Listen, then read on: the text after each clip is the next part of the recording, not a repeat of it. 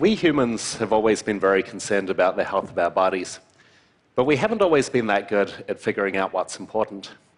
Take the ancient Egyptians, for example, very concerned about the body parts they thought they needed in the afterlife. But they left some parts out.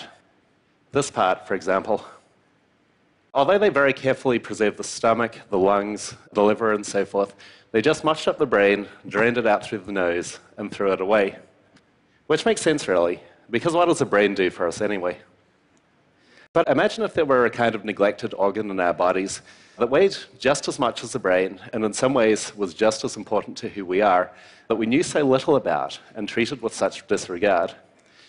And imagine if, through new scientific advances, we were just beginning to understand its importance to how we think of ourselves. Wouldn't you want to know more about it? Well, it turns out that we do have something just like that.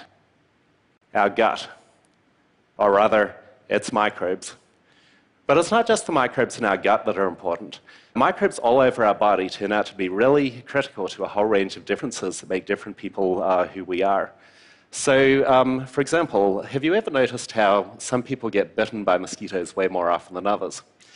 It turns out that everyone's anecdotal experience out camping is actually true.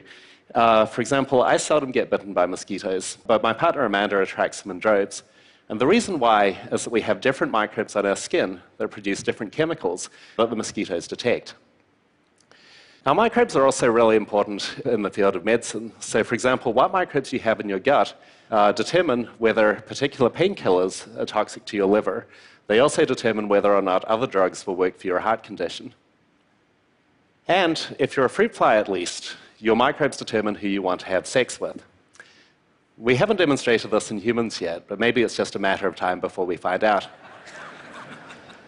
So our microbes are performing a huge range of functions. They help us digest our food, they help educate our immune system, they help us resist disease, and they may even be affecting our behavior. So what would a map of all these microbial communities look like? Well, it wouldn't look exactly like this, but it's a helpful guide for understanding biodiversity. Different parts of the world have different landscapes and organisms that are immediately characteristic of one place or another or another. With microbiology, it's kind of the same, although I've got to be honest with you, all the microbes essentially look the same under a microscope. So instead of trying to identify them visually, what we do is we look at their DNA sequences. And in a project called the Human Microbiome Project, NIH funded this $173 million project where hundreds of researchers came together to map out all the A's, T's, G's, and C's in all of these microbes in the human body. And so when we take them together, they look like this. It's a bit more difficult to tell who lives where now, isn't it? What my lab does is develop computational techniques that allow us to take all these terabytes of sequence data and turn them into something that's a bit more useful as a map. And so when we do that with the human microbiome data from 250 healthy volunteers, it looks like this. Each point here represents all the complex microbes in an entire microbial community. See, I told you they basically all look the same. So what we're looking at is each point represents one microbial community from one body site of one healthy volunteer. And so you can see that there's different parts of the map in different colors, almost like separate continents. And what it turns out to be is that as the different regions of the body have very different microbes in them. So what we have is we have the oral community up there in green. Over on the other side, we have the skin community in blue, the vaginal community in purple, and then right down at the bottom, we have the fecal community in brown. And we've just over the last few years found out that the microbes in different parts of the body are amazingly different from one another.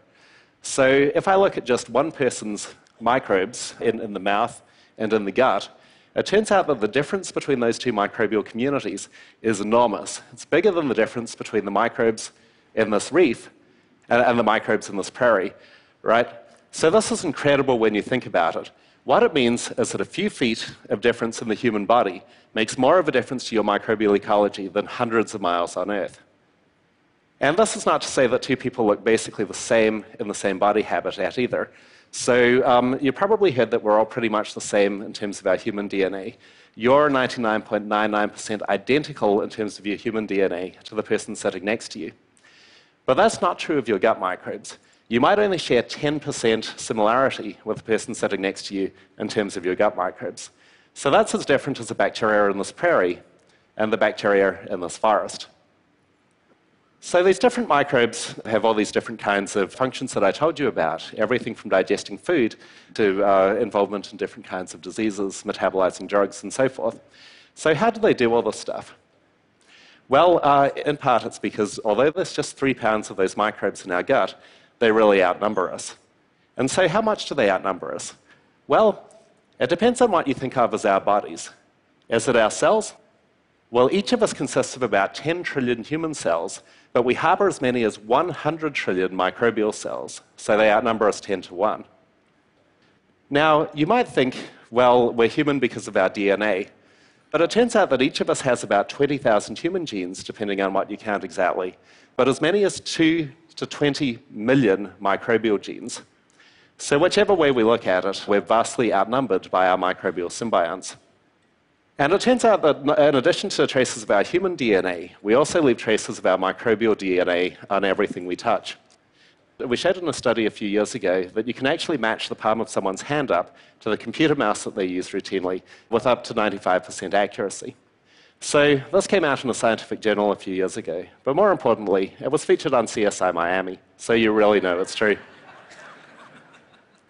So where do our microbes come from in the first place? Well, if, as I do, you have dogs or kids, you probably have some dark suspicions about that. All of which are true, by the way. So just like we can match you to your computer equipment up by the microbes you share, we can also match you up to your dog. But it turns out that in adults, microbial communities are relatively stable. So even if you live together with someone, you'll maintain your separate microbial identity over a period of weeks, months, even years. It turns out that our first microbial communities depend a lot on how we're born. So babies that come out the regular way, all of their microbes basically look like the vaginal community, whereas babies that are delivered by C-section, all of their microbes instead look like skin. And this might be associated with some of the differences in health associated with cesarean birth, such as more asthma, more allergies, even more obesity, all of which have been linked to microbes now. And when you think about it, until recently, every surviving mammal had been delivered via the birth canal. And so the lack of those protective microbes that we've co-evolved with might be really important for a lot of these different conditions that we now know involve the microbiome. When my own daughter was born a couple of years ago by emergency C-section, we took matters into our own hands and made sure she was coated with those vaginal microbes that she would have got naturally. Now, it's really difficult to tell whether this has had an effect on her health specifically, right? With a sample size of just one child, no matter how much we love her, you don't really have enough of a sample size to figure out what happens on average. But at 2 years old, she hasn't had an ear infection yet, so we're keeping our fingers crossed on that one. And what's more, we're starting to do clinical trials with more children to figure out whether this has a protective effect generally. So how we're born has a tremendous effect on what microbes we have initially, but where do we go after that? What I'm showing you again here is this map of the Human Microbiome Project data. So each point represents a sample from one body site from one of 250 healthy adults. And you've seen children develop physically, you've seen them develop mentally. Now, for the first time, you're going to see one of my colleagues' children develop microbially. So what we're going to look at is we're going to look at this one baby's stool, the fecal community, which represents the gut, sampled every week for almost 2.5 years. And so we're starting on day one. What's going to happen is that the infant is going to start off as this yellow dot, and you can see that he's starting off basically in the vaginal community, as we would expect from his delivery mode. And what's going to happen over these 2.5 years is he's going to travel all the way down to resemble the adult fecal community from healthy volunteers down at the bottom. So I'm just going to start this going, and we'll see how that happens. What you can see, remember each step in this is just 1 week. What you can see is that week to week, the change in the microbial community of the feces of this one child, the differences week to week are much greater than the differences between individual healthy adults in the Human Microbiome Project cohort, which are those brown dots down at the bottom. And you can see he's starting to approach the adult fecal community. This is up to about 2 years. But something amazing is about to happen here. So he's getting antibiotics for an ear infection. What you can see is this huge change in the community, followed by relatively rapid recovery. I'll just rewind that for you. And what we can see is that just over these few weeks, we have a much more radical change, a setback of many months of normal development, followed by a relatively rapid recovery. And by the time he reaches day 838, which is the end of this video, you can see that he's essentially reached the healthy adult stool community, despite that antibiotic intervention. So this is really interesting because it raises fundamental questions about what happens when we intervene at different ages in a child's life, right? So does what we do early on, where the microbiome is changing so rapidly, actually matter? Or is it like throwing a stone into a stormy sea, where the ripples will just be lost? Well, fascinatingly, it turns out that if you give children antibiotics in the first 6 months of life, they're more likely to become obese later on than if they don't get antibiotics then, or only get them later. And so what we do early on may have profound impacts on the gut microbial community and on later health that we're only beginning to understand. And so this is fascinating because one day, in addition to the effects that antibiotics have on antibiotic-resistant bacteria, which are very important, they may also be degrading our gut microbial ecosystems. And so one day we may come to regard antibiotics with the same horror that we currently reserve for those metal tools that the Egyptians used to use to mush up the brains before they drained them out for embalming.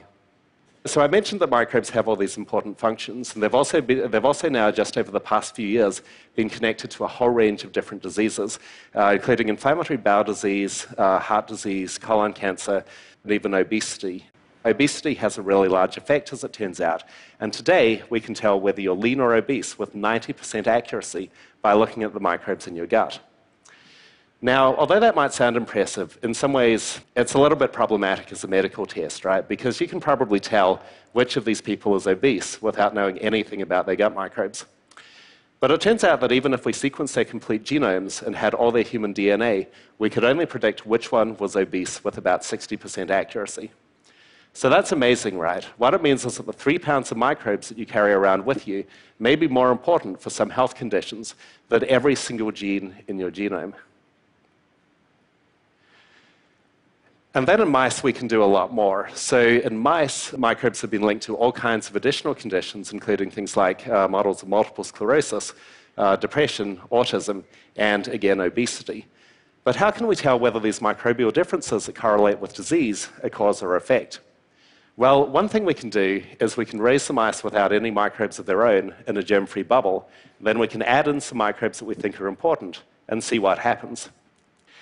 When we take the microbes from an obese mouse and transplant them into a genetically normal mouse that's been raised in a bubble with no microbes of its own, it becomes fatter than if it got them from a regular mouse. Why this happens is absolutely amazing, though. Sometimes what's going on is that the microbes are helping them digest food more efficiently from the same diet, so they're taking more energy from their food. But other times, the microbes are actually affecting their behavior. What they're doing is they're eating more than a normal mouse, so they only get fat if we let them eat as much as they want. So this is really remarkable, right? The implication is that microbes can affect mammalian behavior. So you might be wondering whether we can also do this sort of thing across species. And it turns out that if you take microbes from an obese person and transplant them into mice that you've raised germ-free, those mice will also become fatter than if they receive the microbes from a lean person.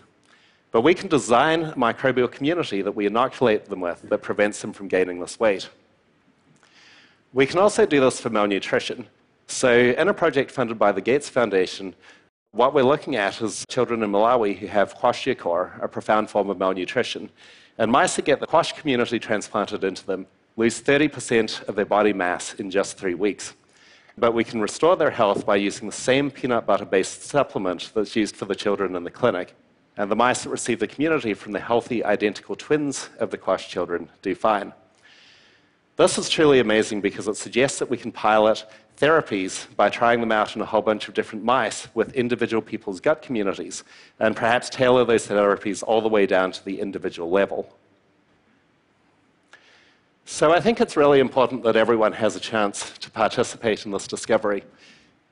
So a couple of years ago, we started this project called American Gut, which allows you to claim a place for yourself on this microbial map.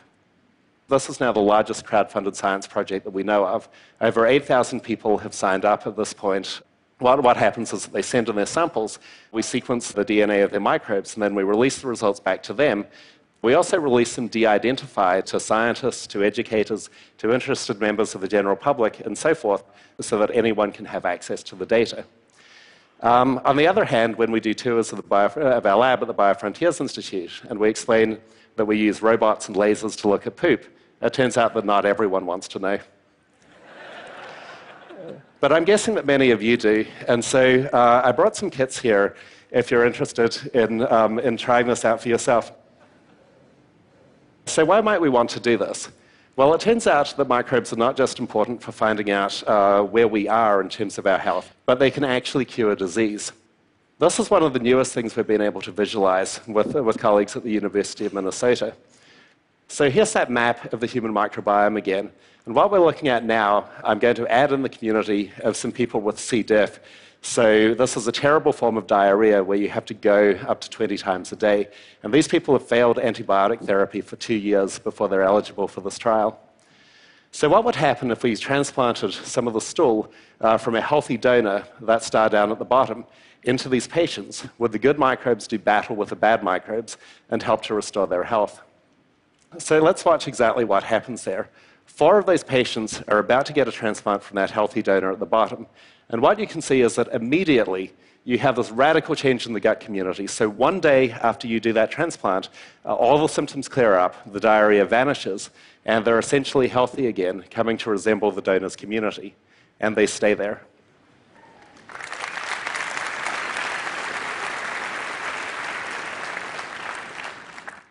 So we're just at the beginning of this discovery. We're just finding out that microbes have implications for all these different kinds of diseases, ranging from inflammatory bowel disease to obesity, and perhaps even autism and depression. What we need to do, though, is we need to develop a kind of microbial GPS where we not just know where we are currently, but also where we want to go and what we need to do in order to get there.